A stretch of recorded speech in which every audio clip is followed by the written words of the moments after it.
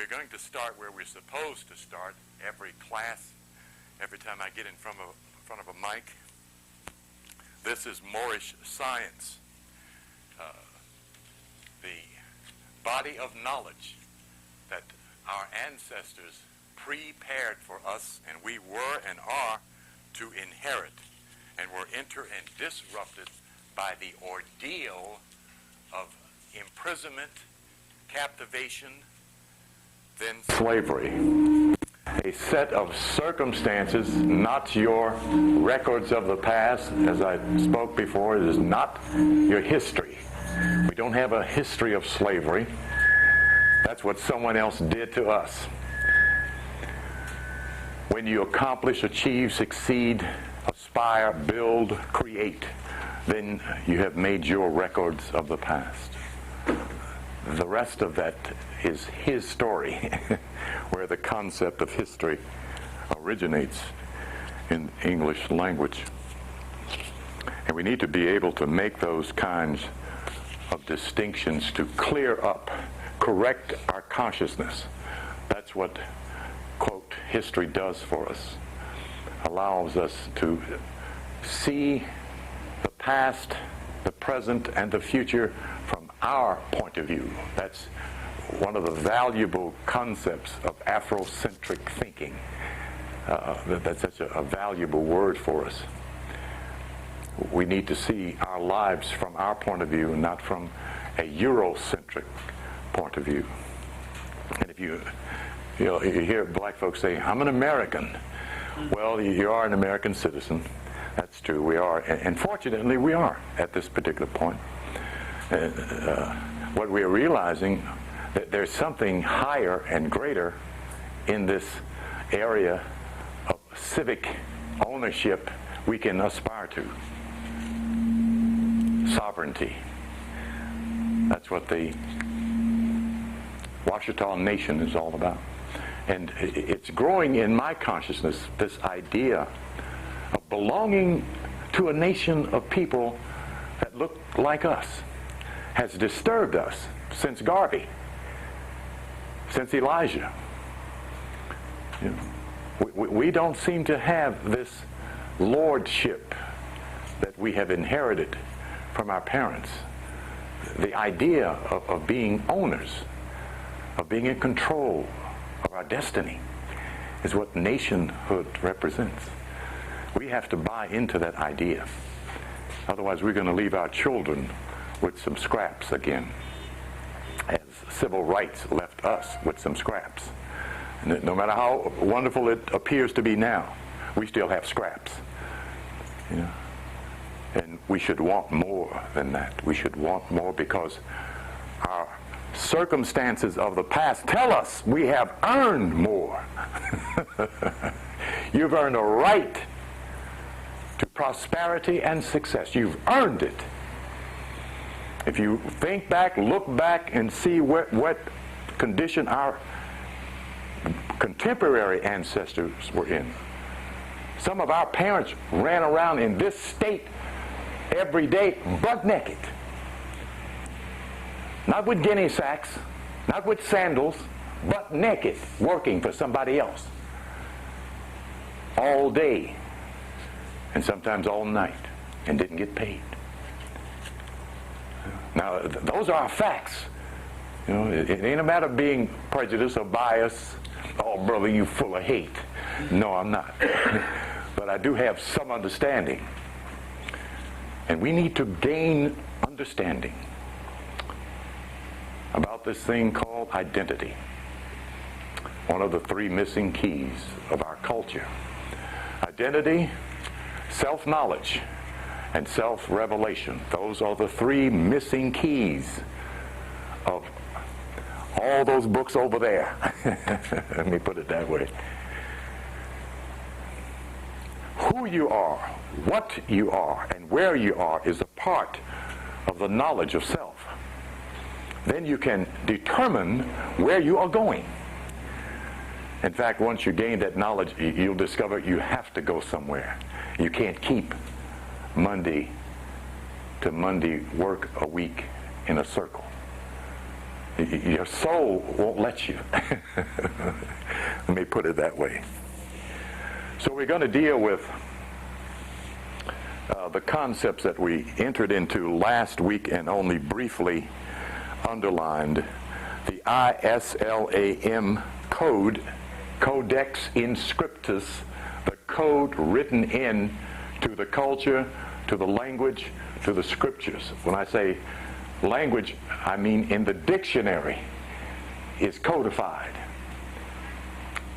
Not the code broken down, but the language of Codex Inscriptus is in the dictionary. Because a master mason is the lexicographic author of the American dictionary called Webster's. Okay? Noah Daniel Webster was a Grand Master Mason sent here from Europe as a part of that group that became, quote, the founding fathers of those United States in the Americas. He's among that group. So they knew what they were doing. What we didn't know, what our parents didn't know, is they were doing it with our knowledge that they had inherited in Europe. As you reach further into both Moorish science, Moorish history, and Masonic lore, they don't give you the key that it's a science. You'll discover this parallel sameness about Masonry and Moorish knowledge. This is not religion. Those are English letters. Okay? You won't find this on the cover of the Quran. Okay? You'll find Arabic on the cover of Quran. Okay? So we discover this is a code adopted by the Masonic order as gained from the use of what is called Kabbalistic writing, to write a statement of truth or knowledge in a secret manner. That's a part of the code written in that is a part of Kabbalistic knowledge. Keys for hiding, maintaining, preserving ancient knowledge.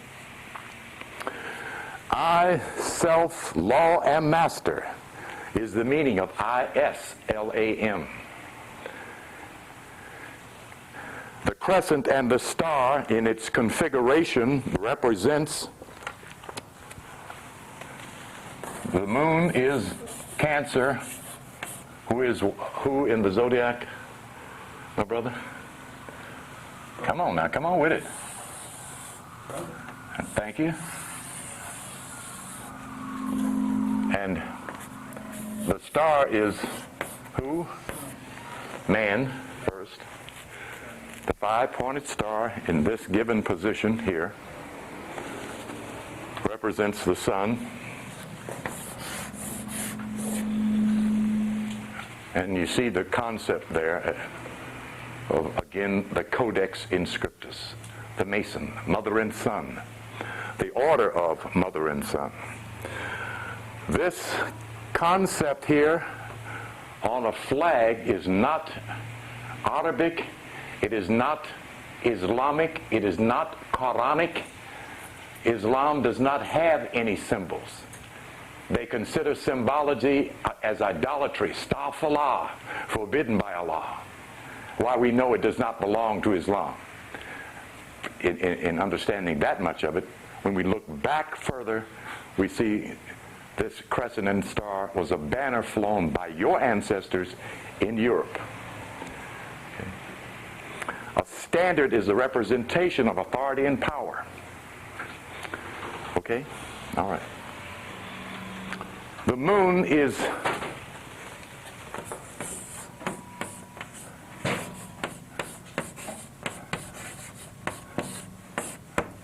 the pituitary gland in the head. The 5-pointed star is, as the sun, is the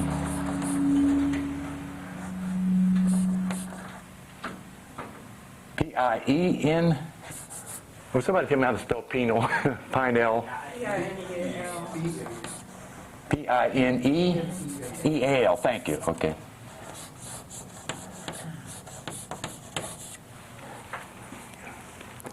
This is the way it's spelled in the Bible.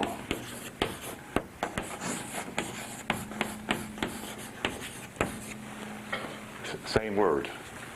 Genesis chapter 42. We'll get to that later on. But right now I want to explain these symbols here.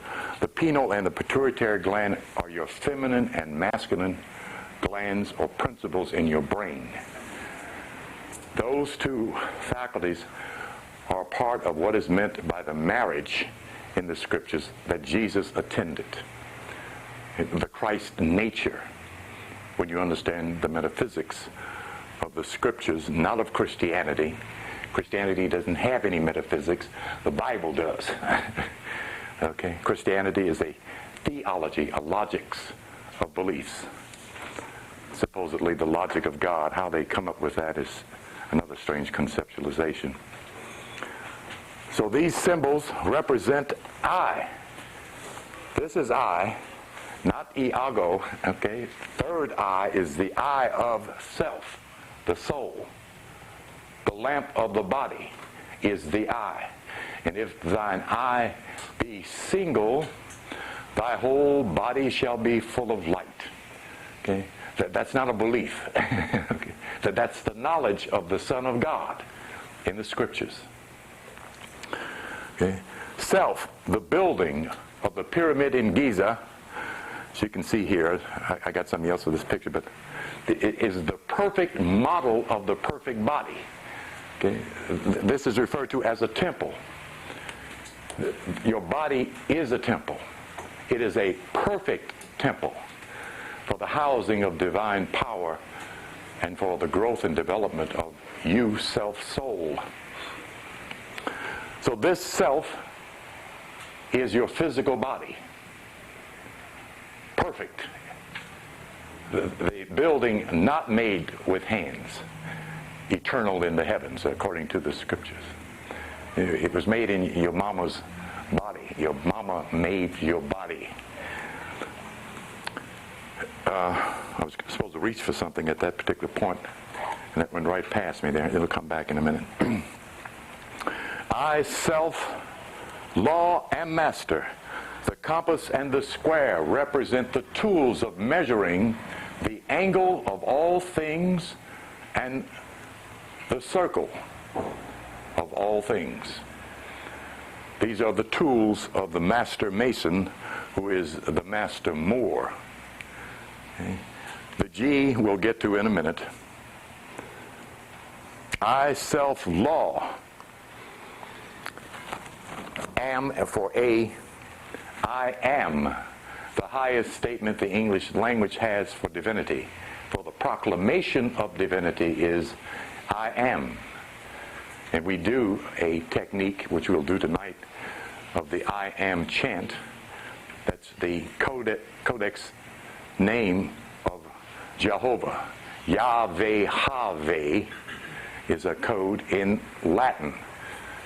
We know that the Hebrews didn't have a Greek or Latin father. Yahuwah is the ancient name for Jehovah, he who causes to become. So we're looking at the tools of the Mason, the tools of the Moor, same tools, okay? I want that to be known. We're referring to Masonic lore, but we're talking about your ancestry, your records of the past. Keep that in mind. So you don't think I'm trying to lead you into the Masonic order. I am the highest statement, and it is given in the scriptures. Who shall I say sent me? I am that I am. Very strange reply, you know, for someone to go back and say, I am sent me, you know, I mean, in English. The direct translation of that in the ancient language would be Nuk Ba Nuk. Nuk Ba Nuk, which is Hanuk. Okay. I, self, law, am master. The law of correspondence is the methodology whereby we become masters. As above, so below. As within, so without. That's the law of correspondence, so-called the Star of David, and even referred to as the ring of the seal of Solomon. That's okay, because even that has an esoteric meaning. I, self-law, am master. The circle and the cross represents mastership. As you see, the 33 and a third, 3 threes, what you see at first, but it represents in that Masonic law 33.3 degrees. That's a degree outside of the 32-degree order that 98% of the Negro Masons have in the Western Hemisphere. In fact, it's viewed as the Illuminati. But that is not what it represents geometrically or spiritually. Okay, it represents the perfect man, because 3 and 3 and 3 is what? And 4 times 9 is what? And 3 and 6 is what? That's a full circle. 360 degrees equals what? 3 and 6 is 9. Okay, talking about the perfect mind. When the cross is in the circle is squared and manifest. We're going to get into squaring the circle. Okay, but we're talking about the mind. It's where you master yourself, where you master your consciousness and your body in your own mind, not in a test tube, not in a pharmaceutical store, not on the operating table. Taking your kidneys out and taking your liver out does not make you a better human being or a healthier one. And it needs to be known that you can grow any human organ back. That's what Christian Science do. That's what the masters in unity do. They grow them back. And there's proof of that, of people who have had such conditions return and restored to them. We want to know what kind of power we have. So we need to know what kind of nature we have. See, if we're going to understand the invisible God, self-knowledge is what we're talking about. I, self-law, am master. That's a proclamation. That's a decree. That's an affirmation. That is not vanity. That's your reality. Having the form of godliness, but not according to accurate knowledge, said Paul. Having the form of godliness, but not according to accurate knowledge. What is that form that we have? Right, my brother, but we want to break down the code. There's the form that you have. That is not Arabic. Okay? Those are not Arabic letters. Those are English letters. Okay? Now that corrects your thinking. Okay? And that's important for us to do. Arm, leg, arm, head is what that code means. Okay? That's every one of you sitting in those chairs right now. Okay? All right.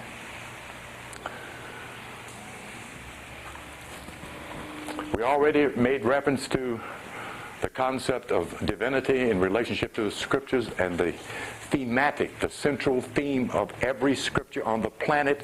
John 10:31 to 36. Write that down. The argument between the Pharisees, or a group of Negroes, and Jesus, when he says to them, I have shown you many good works. For which of these good works do you stone me? The reply is, we stone you not for good works, but you being a man make yourself out to be God. And Jesus' reply is, does not your scriptures say that ye are gods? And if your scriptures so read, they cannot be changed. The scripture he's referring to is Psalm 82, verses 5 to 8. That is the central theme of the scriptures and the central theme of why you are sitting in these chairs. And until you get it done, you'll be back down here sitting in another chair, listening to another Negro talk about what somebody told you perhaps 400 years ago, whatever time it takes you to get back. The reason I make that statement is you're supposed to get it done now. Okay?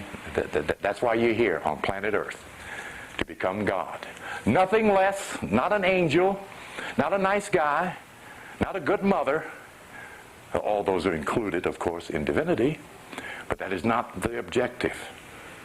Your objective is to become God. Okay? That's what we're talking about. Okay? I heard in one of the movies the other day where this woman was telling a parent about her son, your child is supposed to know, serve, and love God. That's the purpose of being on earth, you know. That's a slave. Because the God they're talking about in that church is P.O. Pop up there. You see? That isn't why you're here. Okay? Be ye perfect, even as thy heavenly Father is perfect. That's why you're here. Okay. Those are the teachings of the Son of God. Wherever the Son of God is, and in whatever religion or country or culture the Son of God has been in, that's what he told them in any or all languages about divinity. Nothing less. Settle for nothing less. Okay. Let's get on with it. Any questions? Anybody startled up to this point? The problem has been that of miseducation. The problem has been that of distorting the Negroes. I'm going to do this today. Turn to Isaiah chapter 18. Turn to Isaiah chapter 18. Isaiah's in the middle, approximately in the middle of the Bible. Now you'll find a loose page in there, brother. That should be, that's it. Yeah, that's it. I've been pulling on that page so long it's come out. The problem has been one of psychological distortion of the image of a whole people.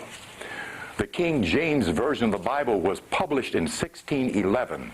Our ancestry were in the fields of some European in Europe and in the Americas in 1600, doing labor free under forced imprisonment. Here is where you see the difference in the text of the scriptures of what the ministry to European Christians was being told in the 16th century up to the 18th century. This brother will read the first two verses. That's all I want you to read. Just read two verses. Chapter 18. Woe to the land shadowing with wings, which is beyond the rivers of Ethiopia, that sendeth ambassadors by the sea, even in vessels of bulrushes upon the waters, saying, Go ye, swift messengers, to a nation scattered and peeled, to a people terrible from their beginning, here thereto, a nation meted out and trodden down. Thank you. Now you read the same two verses from your Bible. Read it out loud. Don't be scared. Go ahead, I'm just yapping. Alas, O land of wiring winds, which lies beyond the rivers of Cush, which sends envoys by the sea, even in papyrus vessels on the surface of the waters.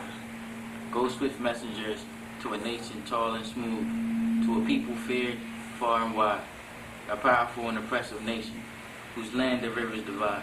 Right. Thank you. A little bit different. Okay. To a people terrible from their beginning. 1611.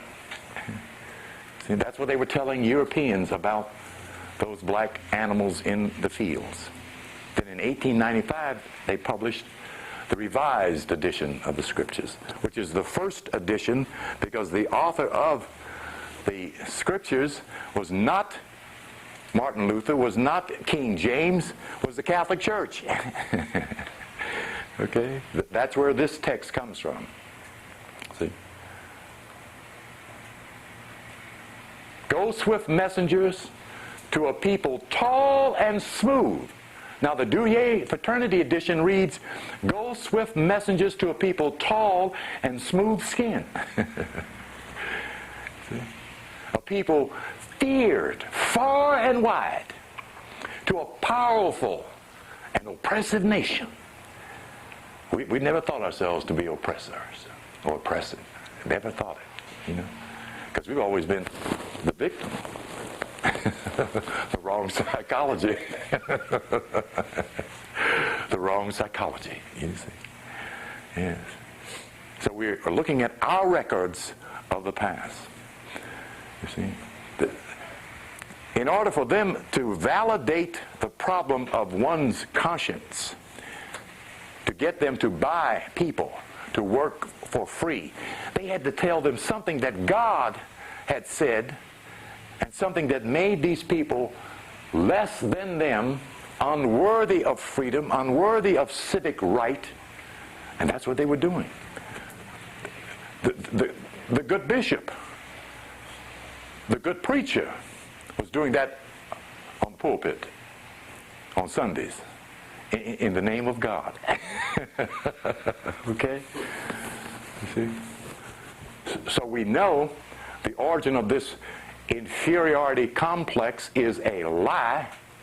Alvin Toussaint underlines that remarkably well in his book, Why Blacks Kill Blacks. The illusion of inferiority, he states. The illusion of. But an illusion is like a spell. If you keep telling your child, well, you ain't nothing, you're just like your daddy, you ain't nothing, he wasn't nothing, you ain't. You're weaving a spell in the psyche of your child to become nothing. You see? Like my brother did his son. And his son turned around and failed in his life to punish his father for neglecting him and not loving him and not encouraging him. See? He bought into the illusion of inferiority to punish his father. Very interesting what the mind does when it's denied love. Okay, let's go on here. I want to make sure I get certain information done today, but I always jump back to the premise of these classes and the premise of Moorish science.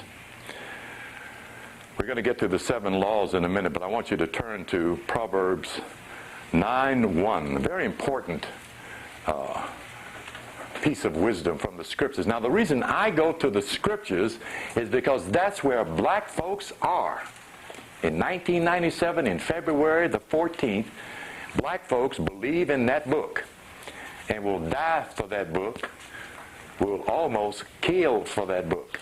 Okay? So we ought to explain that book and not leave it hanging as it's hanging now under the auspices of belief.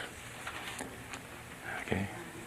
We understand the codex in scriptures. We understand that this book is a book of knowledge. Read Proverbs. You turn to it yet? Read that out loud. 9:1. Huh? Yeah, just the one verse. Yes, verse 1, that's all. Wisdom has built her house. She has hewn out her sepulchre. Thank you. Now, wisdom has built her house. The first time women are credited with any knowledge in the Bible is in these Proverbs. Okay? Wisdom. Okay, I'm getting ready to do something else here as I'm thinking. There are two different ways to spell this, so don't get excited if I'm not spelling the way you've seen it on paper. Does it look like a D? Yes. Wisdom is the woman behind the throne. Zedekias is that ancient name of the mother of the quote, and I put this in quote, the Moabite nation, unquote.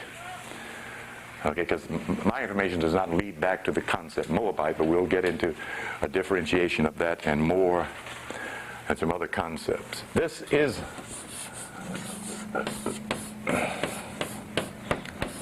translation of Zedekias is zodiac. But we already know that the universe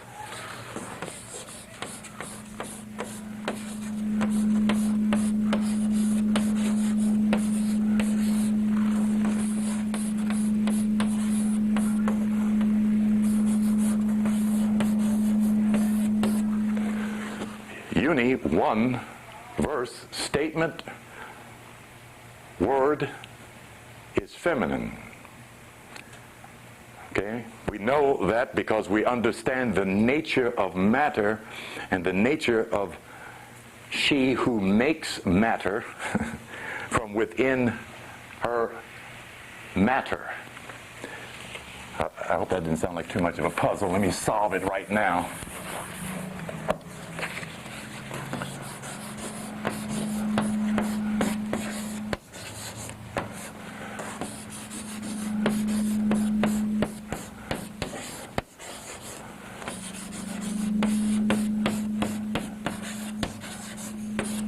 Matter, Latin, matter, English, mother, English. Matter, mater, matter, mother is the concept of mother in primal substance. The origin of all things, substance. How do we know that's true biblically? We go then to Genesis. I think it's chapter 2.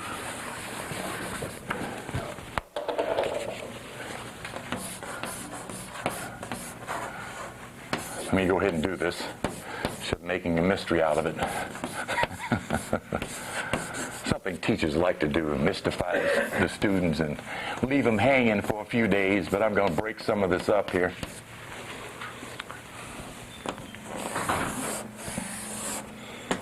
Making this big enough so it can be seen on the screen there. Adam and Eve. We already know what the Codex Inscriptus is. Can that be seen on the screen? Can you see it? Okay, good. All right. We're talking about the process that makes Eve the mother of all living. Now, understand that concept as you have read it in the Scriptures or heard the Reverend speaking of it. Could I get another little piece of Scotch tape? Mine is kind of worn out there. Speaking about this idea of Eve, the mother of all living. That means Eve, as a woman, is the mother of hogs, cows, pigs, horses, ants. They're living too, aren't they? Okay, so we know it ain't a woman. First thing. Secondly, we see in nature no woman coming out of a man. Nature keeps showing us that every man comes out of a woman. And we know that God is not confused about nature and the order of things. And keeps duplicating that order in nature. So we have to figure out what Adam and Eve mean. Okay? In that Codex Inscriptus, that code, that message, that knowledge written within. Okay? Here is the atom that the Scriptures in the Esoterica, the hidden side, is talking about. This is the ancient concept of this. Atum is atom. Atom is Adam. Okay, now codex-wise, in terms of numerology, it is A-D-M. That's Adam. Where's the A? There it is there. They just put it there and in the middle. Okay? Here. It's the same letter, the same word. A-D-M and A-D-A-M, same word. But when you figure with this one, you have 144, which is how much? 9. 9 represents the cycle of the finish of all things. God then put a deep sleep upon Adam and took out of him a rib. And out of that rib made Eve. Okay, that's the way the Scripture reads. Okay. In the book of Matthew, you will find not a Hebrew word, but you will find this word.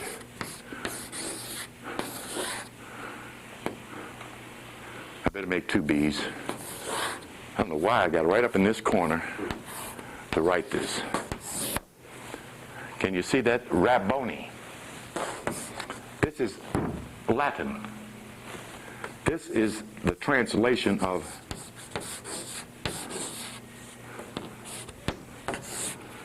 the Jewish Hebrew minister, rabbi.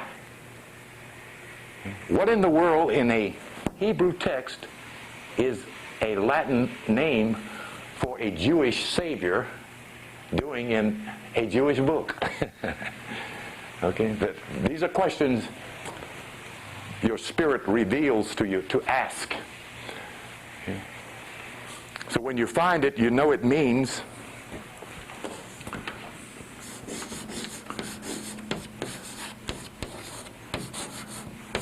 master teacher,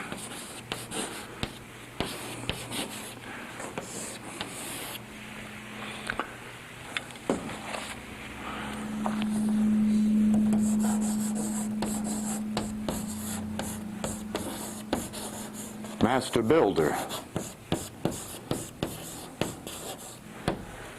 is what Rabboni, rabbi, mean, because that's what Rabboni do. Okay, all right. Now, let's jump back over here. At the same time, wishing I had a better eraser. But we'll get some of it off anyway. Because we want to deal with that which came out of Atom.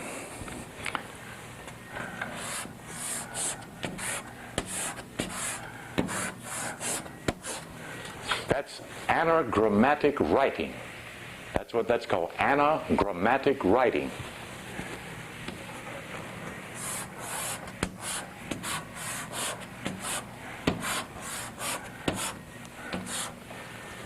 This comes from this. The letter V is spelled V-E-E. That's Eve. The letter V is, in numerology, is 22. 22 is the master builder.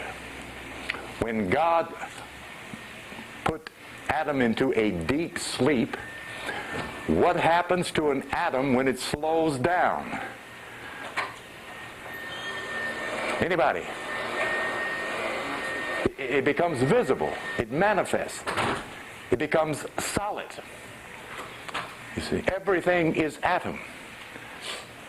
The difference between an atom of physical, an atom of light, an atom of rain, of air, of invisibility is a matter of velocity, of speed. That's the only difference between me, you, and that light. It's vibrating on a higher rate of speed. That's all. That's the difference between what is spiritual and what is material. It is one and same thing. Science acknowledges that.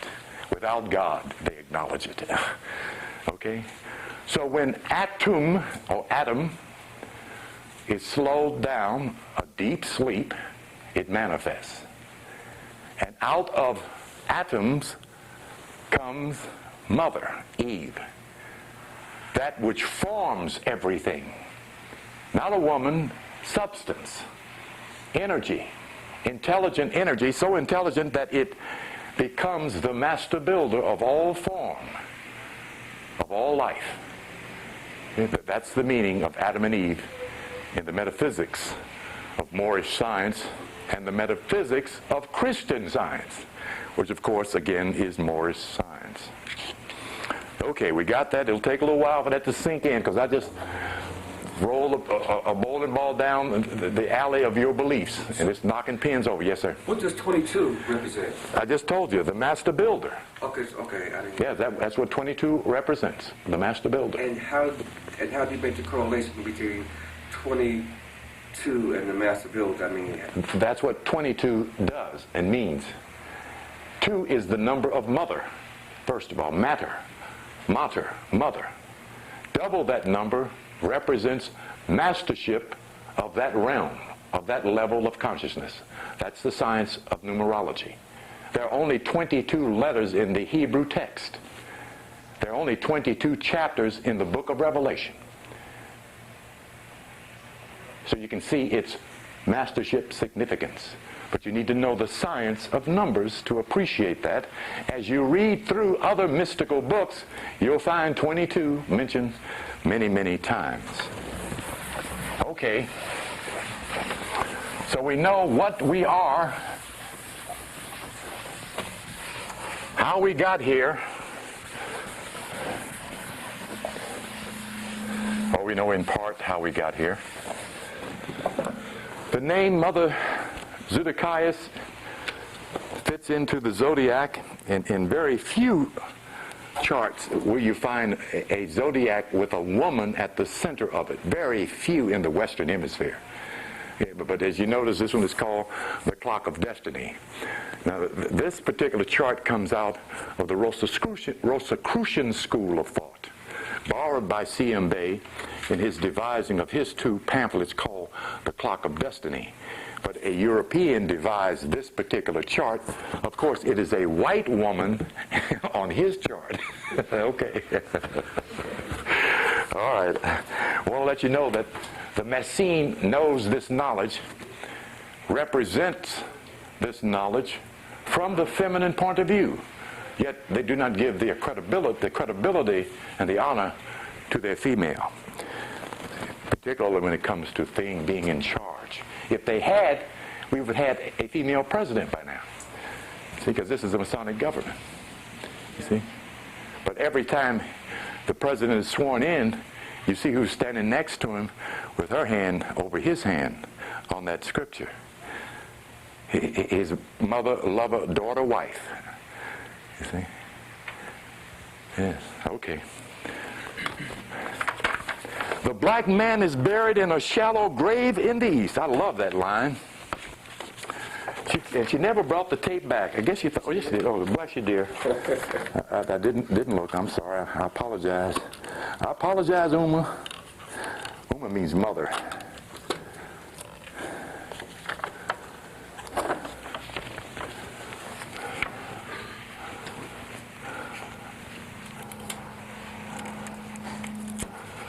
The black man is buried in a shallow grave in the east. In the Masonic lore, that man that was buried in the east, in the temple, outside the temple, was Hiram Abiff, the master mason, the master builder of the Persian extract. But he's centered in the scriptures, in the Old Testament, as the widow's son. See, the theme of the knowledge of Eurocentric masonry is gathered around Hiram Abiff. On all three levels, he is spirit, mind, and body in this lore. He was killed and then buried in a shallow grave. Okay, according to the lore of masonry. And I think that's in the scriptures too, I'm not sure. Anyway, here is the black man excavated from a shallow grave. The mud and sand came up to the neck of Harmakas, who is Lord Hu, who stands in the middle of the land mass of planet Earth, the center of, and at some point he was dug out. The black man is buried in a shallow grave in the east. The front of your body is the east. The back of your body is the west. The top of your head is the north. The bottom of your feet is the south. You are in the middle of this cross, right behind your sternum bone, according to the yogi, no bigger than the tip of your thumb as a beginning, as a light, as a self, as who you are and what you are. You're not the body, you're not the mind, you are the soul who has a body and has access to mind. We don't even have a mind. We live in the collective consciousness of this ocean of substance we call the mind of God, a universal mind. That's why someone can hear your thoughts. You know, why you can send someone a thought. Well, you can see somebody in Chicago, New York, Macon, Georgia, or I'm just trying to pronounce, what is it? Poughkeepsie. Yes, just trying to find an unusual word there to say. We live in an electromagnetic screen called the field of energy, which is Allah in the ancient language. Allah here in the throat, field of energy. Allah is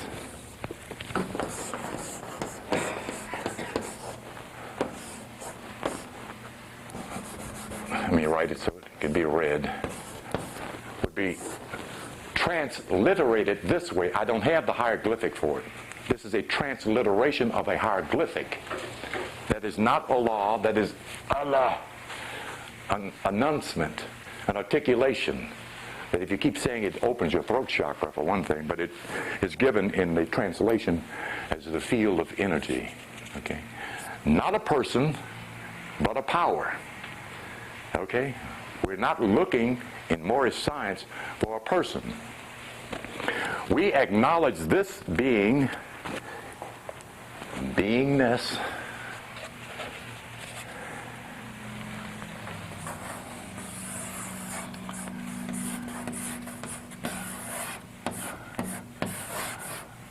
G-A-O-T-U,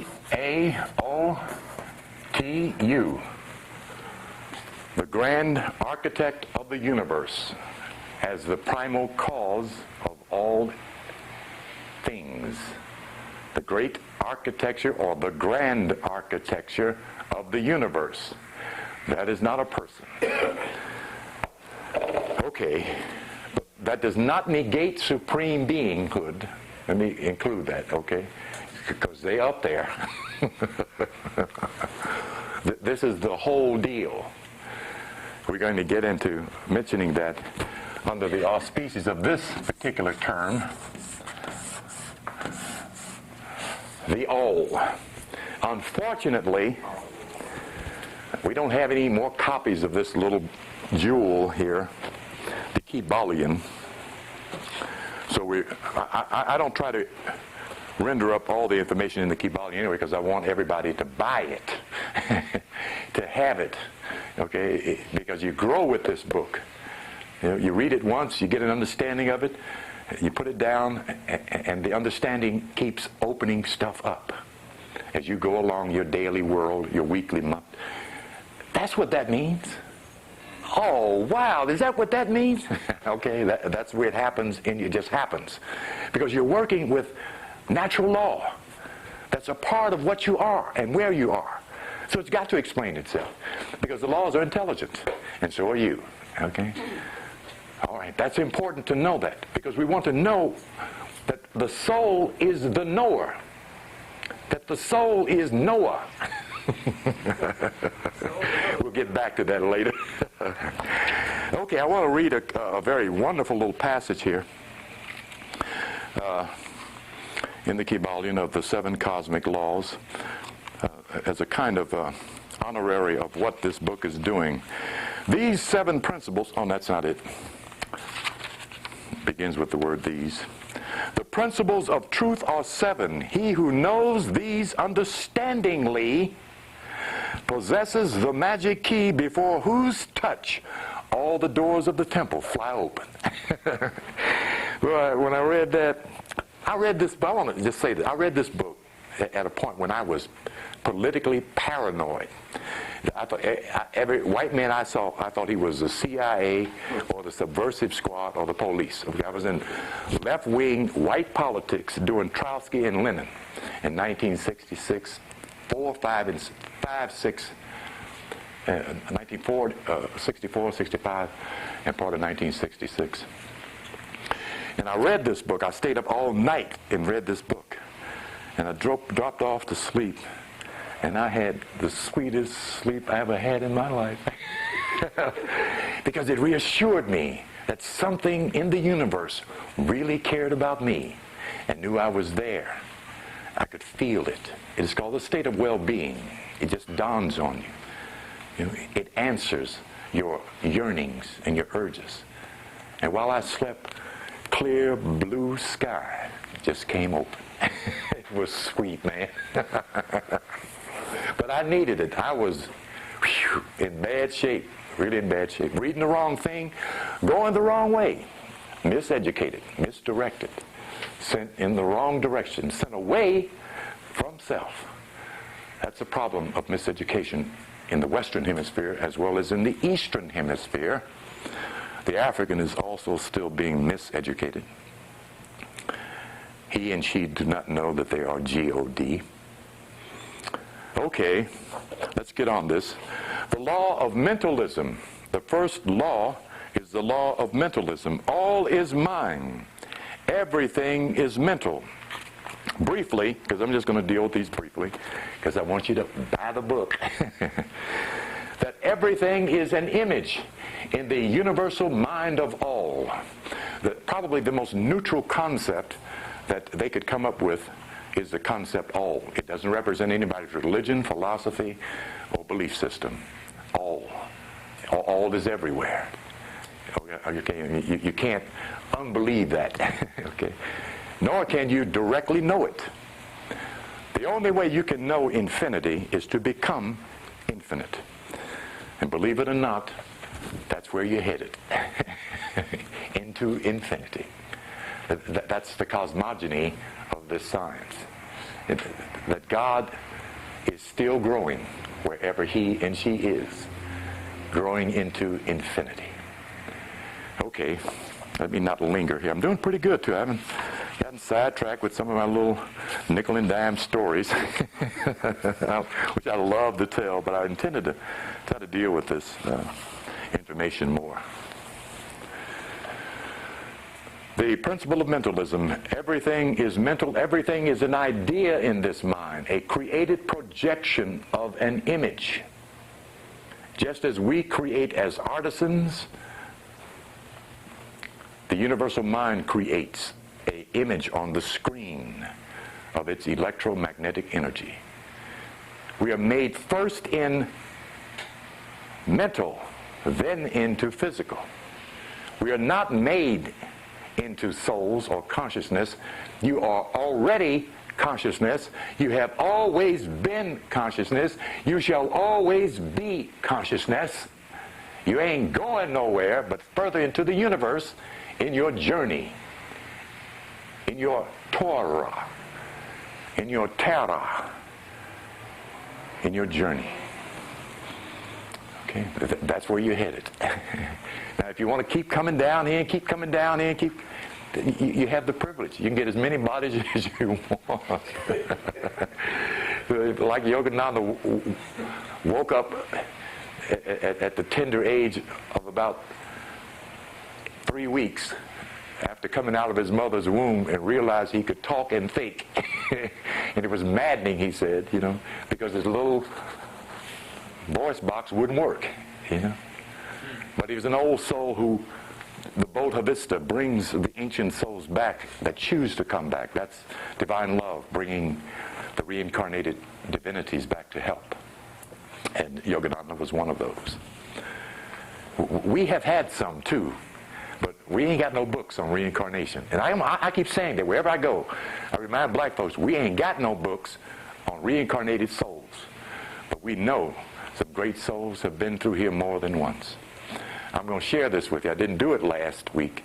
My spirit told me who Oprah Winfrey is and why she's getting so much honor and so much money and so much approval, and particularly of Europeans. That's Sojourner Truth. Blew me away when it told me that. Who spoke to them for no money, traveled all over this country to speak against slavery. And she spoke to white people. And some spit on her, talked about her, didn't jump on her. She did that most of her life. Now she's just reaping the rewards. They're just pouring it on her, can't give her enough. Bring that other truckload of money and dump it in her backyard. That's who that is. It seems to be a wedding between the female European American and Oprah. Indisputably, their teacher, their guru. There's no doubt about it. She's not teaching black women. But much of what she talks about ain't even relevant in most black women's lives. She's their teacher. But this time, they got to pay her. Okay, let me go on past there. The principle of correspondence, which is the essence of astrology. The law of correspondence is the underlying principle of astrological co-relationship, as what's going on in the heavens above is going on the earth. Okay? What is going on the inner planes and the inner body is going on in the external or outer body. We're on a being. This planet is a being, an intelligent body of energy that gives birth to everything we need or want to stay on here. When it stops kicking up food, we're in serious trouble. Okay? If that ain't intelligence, I don't know what else to call it. You see, everything we eat. Not everything we eat, everything we ought to eat. Some of the stuff they put in them stores is a real piece of magic. Because a lot of stuff we're eating is chemicals. All chemicals. Some ice cream is nothing. There ain't no milk in it. They ain't got sugar in it. It's 103% chemicals. That's the cheap stuff. You know? 2 gallons for 99, stuff like that. You know, you can tell that all you can do is pour it on spill some on the table and leave it there and come back, and you have to get a shovel to get that stuff off your cabinet. It's glue. The same stuff the same stuff they put in ice cream, they put in paint to paint your walls, so the paint will stay on the wall. Okay, all right, let's go on here. Don't want to depress nobody. Because I can't accuse anybody of being a sugar junkie. I'm one of the biggest sugar junkies on the planet. But white sugar is a problem for Americans. We were doing 100 pounds of white sugar per person per year in this country 15 years ago. Those are 15-year-old statistics. We might be doing 150 by now. I don't know. But it takes out of the body your essential vitamins, minerals, and nutrients. Okay, it is called hyperscience. That they rob the body of your vitamin B's and C's, which causes your venous systems to collapse. If you wonder where the arthritis is coming from, and the heart attacks and failures, okay, we're eating it up, eating ourselves to death with the wrong food. Huh? It's called what? Hypercides, the robbers, hypercides robbers. The carcinogenics are poisons that go in the body and stay. And the problem of the hypercide is that it becomes like that of a particular vitamin. It looks like a vitamin B. So the real vitamin floats over to it because they connect and ride piggyback through the body to get to where they're going. So the real vitamin gets tricked when this other robber, hypercide, looks like a B vitamin and isn't, and it joins onto it, then it doesn't go anywhere. You know, so the part of the body where that vitamin goes, that part becomes deficient. So, you know, oh, my arm is hurting. I don't know why my arm. Okay, all right. Okay, let me go on. I'm not supposed to do that. I'm supposed to just go on here with these principles. The principle of vibration. Everything is in motion. Nothing stands still. Nothing is at rest. Everything vibrates. Okay, and that's important to know. Your thoughts vibrate. When you think a thing, you move it in the universe. Beware of what you think, for you shall surely have it. Okay, you heard that, but you heard it under the auspices of beware of what you wish for. But wishing is thinking. Wishful thinking is also fearful thinking. If I go out there now, somebody's going to grab me and I'll, you know, you're thinking, you're setting the scenario. Remember, you're living out your drama. This is your play. You're the director. Okay, set it up so that you can enjoy it. Don't set up no scary parts. And then say, I knew they was going to rob me.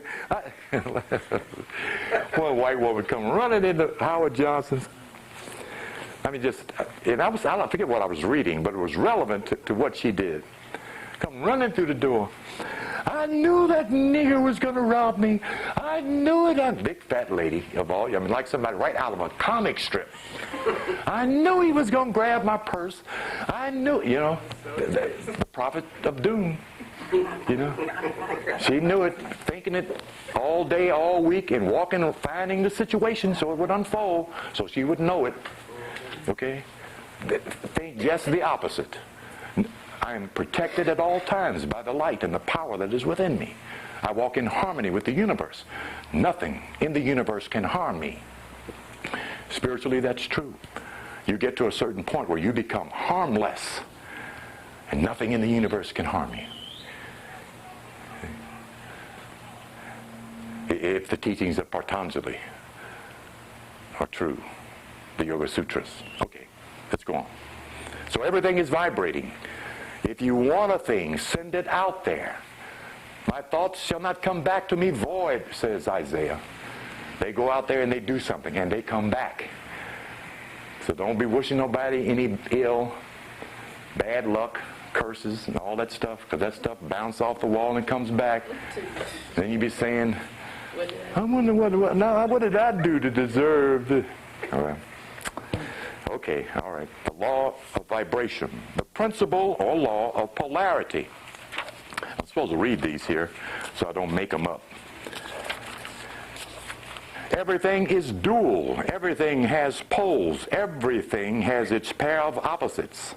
Like and unlike are the same. Opposites are identical in nature but different in degree. Extremes meet. All truths are but half-truths. All paradoxes can be reconciled. Yosef ben Yochanan draws the square in his book, Africa, the Mother of Western Civilization.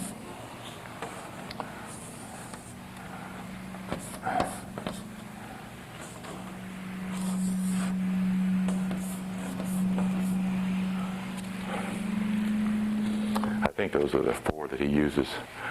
Cold and hot, soft and hard.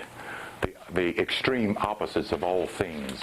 The other opposite that we seem to don't consider, that if you are, I'll just make it this way, if you are visible, you are also what? Thank you. Everybody got that. I got a good group here today. All right, very good. That the real you is invisible to the physical you.